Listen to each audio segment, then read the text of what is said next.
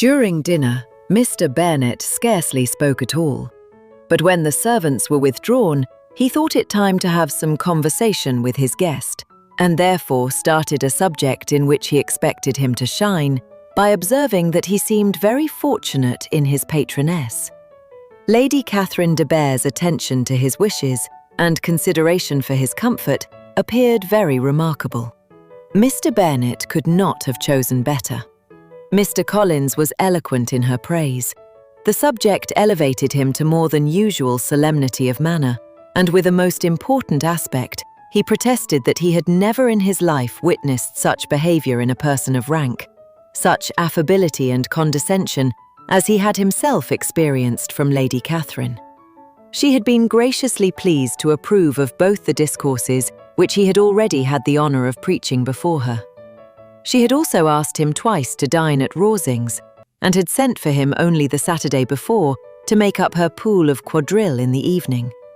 Lady Catherine was reckoned proud by many people he knew, but he had never seen anything but affability in her. She had always spoken to him as she would to any other gentleman. She made not the smallest objection to his joining in the society of the neighbourhood, nor to his leaving his parish occasionally for a week or two to visit his relations. She had even condescended to advise him to marry as soon as he could, provided he chose with discretion, and had once paid him a visit in his humble parsonage, where she had perfectly approved all the alterations he had been making, and had even vouchsafed to suggest some herself, some shelves in the closets upstairs. That is all very proper and civil, I am sure, and I dare say she is a very agreeable woman. It is a pity that great ladies in general are not more like her. Does she live near you, sir? The garden in which stands my humble abode is separated only by a lane from Rawsings Park, her ladyship's residence. I think you said she was a widow, sir. Has she any family? She has one only daughter, the heiress of Rawsings, and a very extensive property. Ah, then she is better off than many girls. And what sort of young lady is she? Is she handsome? She is a most charming young lady indeed.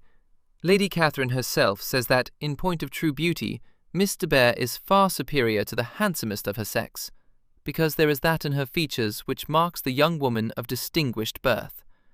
She is, unfortunately, of a sickly constitution, which has prevented her making that progress in many accomplishments which she could not otherwise have failed of, as I am informed by the lady who superintended her education, and who still resides with them. But she is perfectly amiable, and often condescends to drive by my humble abode in her little phaeton and ponies. Has she been presented? I do not remember her name among the ladies at court. Her indifferent state of health unhappily prevents her being in town, and by that means, as I told Lady Catherine myself one day, has deprived the British court of its brightest ornament. Her ladyship seemed pleased with the idea, and you may imagine that I am happy on every occasion to offer those little delicate compliments which are always acceptable to ladies. I have more than once observed to Lady Catherine that her charming daughter seemed born to be a duchess, and that the most elevated rank, instead of giving her consequence, would be adorned by her. These are the kind of little things which please her ladyship, and it is a sort of attention which I conceive myself peculiarly bound to pay. You judge very properly, and it is happy for you that you possess the talent of flattering with delicacy. May I ask whether these pleasing attentions proceed from the impulse of the moment, or are the result of previous study? They arise chiefly from what is passing at the time, and though I sometimes amuse myself with suggesting and arranging such little elegant compliments as may be adapted to ordinary occasions, I always wish to give them as unstudied an air as possible. Mr. Bernet's expectations were fully answered. His cousin was as absurd as he had hoped, and he listened to him with the keenest enjoyment, maintaining at the same time the most resolute composure of countenance, and, except in an occasional glance at Elizabeth, requiring no partner in his pleasure. By tea-time, however, the dose had been enough, and Mr. Bearnet was glad to take his guest into the drawing-room again, and when tea was over, glad to invite him to read aloud to the ladies.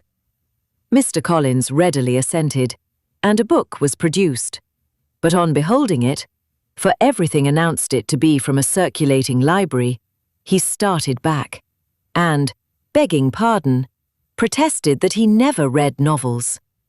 Kitty stared at him, and Lydia exclaimed. Other books were produced, and after some deliberation he chose Fordyce's Sermons.